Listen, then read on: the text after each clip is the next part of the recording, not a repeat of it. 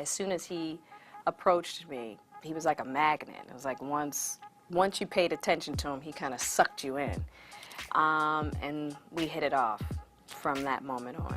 He would tell me all the time, Jada, you're gonna be a star. You know what I mean? I'm like, Pac, come on. He's like, you're gonna be a star. You got it. You just got it.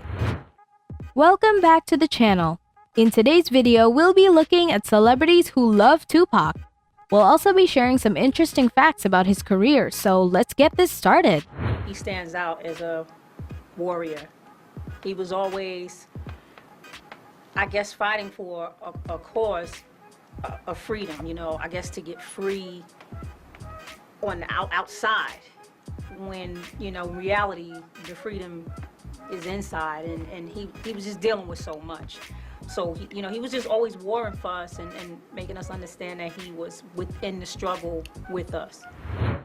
Tupac Amaru Shakur was born Lazaine Parish Crooks and renamed before he turned 1. His mother wanted him to have a name bigger than just the neighborhood where they lived. Tupac Amaru II was a Peruvian revolutionary, the leader of an uprising fighting for independence. Tupac studied ballet, jazz, poetry, and acting at Baltimore School for the Arts. He even acted in various Shakespeare plays. Storytelling was the whole niche of the album. I want to bring that back into the game. And what Pac showed me was really, you know, not being scared to show, you know, vulnerability in your music, you know, because that makes, you know, the biggest connection, you know, with the audience. Shakespeare greatly influenced Tupac in his songwriting, with Tupac referring to Shakespeare's stories as real and raw.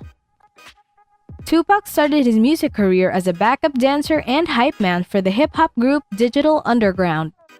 Tupac's vocal debut was rapping the last verse on the track Same Song and portraying an African king in the music video. And also, you know, through everything, I'm passionate, so I can identify with that. Everything I do is passionate. I wear my heart on my sleeve, so, you know, whether it be, you know, me going to the store, getting groceries, all right, I gotta get these groceries, or, you know, me painting. So it's just, I'm passionate about everything I do, so I can identify with how Tupac kind of, you know, had that moral. It's believed that Tupac was offered a recording contract when he was just 13, but his mom didn't let him sign because she thought he was too young. She wanted him to experience more of the world before getting serious about music. Teachers at Baltimore saw a different side to Tupac than his rapper alter ego. They didn't recognize his rap persona, with many seeing it as another acting role. One of Baltimore's acting teachers also said Tupac could have become a Denzel Washington. I saw Pac 20 minutes before he got shot. I saw Pac in Vegas, about to get into the car. He's coming out the hotel. And we walked off, and we got in the cab, and they got in the Bentleys and all that other stuff. And, you know, we went on to another party, and 20 minutes later, we heard Pac got shot. The parents of one of Tupac's biggest fans wrote to Tupac telling him it was their son Joshua's dying wish to meet him. Tupac flew to Maryland and took Joshua to a basketball game. After Joshua passed away, Tupac renamed his publishing company Joshua's Dream in his honor. Tupac's favorite actor was Jim Carrey. The two were good friends, and it's rumored Jim wrote Tupac funny letters to keep his spirits up while he was in jail. Tupac was also a big fan of actor Tim Roth and looked forward to acting with him in the movie Gridlocked. He was like a brother, father figure to me. Very protective, and we took really good care of each other. We took really good care of each other, the best that we could. But we gave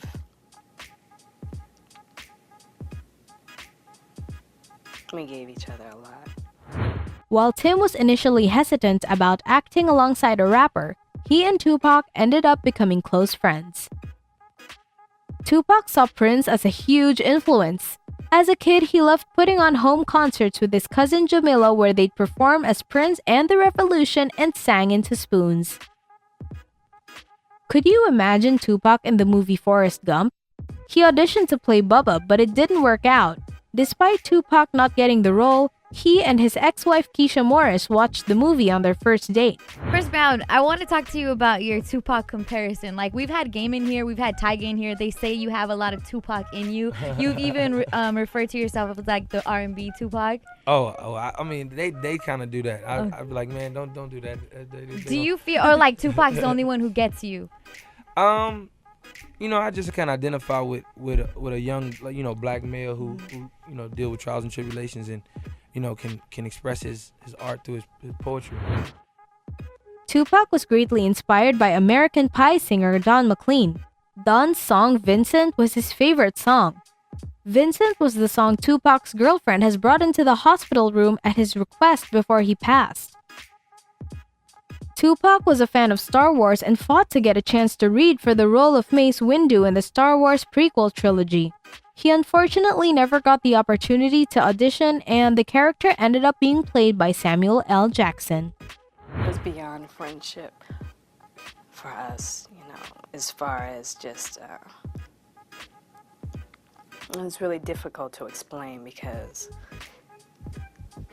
the type of relationship we had, you only get that once in a lifetime.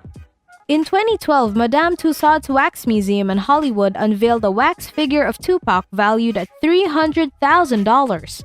The figure came painted with all of Tupac's tattoos and the bullet holes from his first shooting. The wax version of Tupac even wore a real Rolex. Eminem produced Tupac's posthumous album Loyal to the Game after being granted permission from Tupac's mother. Eminem was in awe of Tupac and referred to him as the greatest songwriter of all time.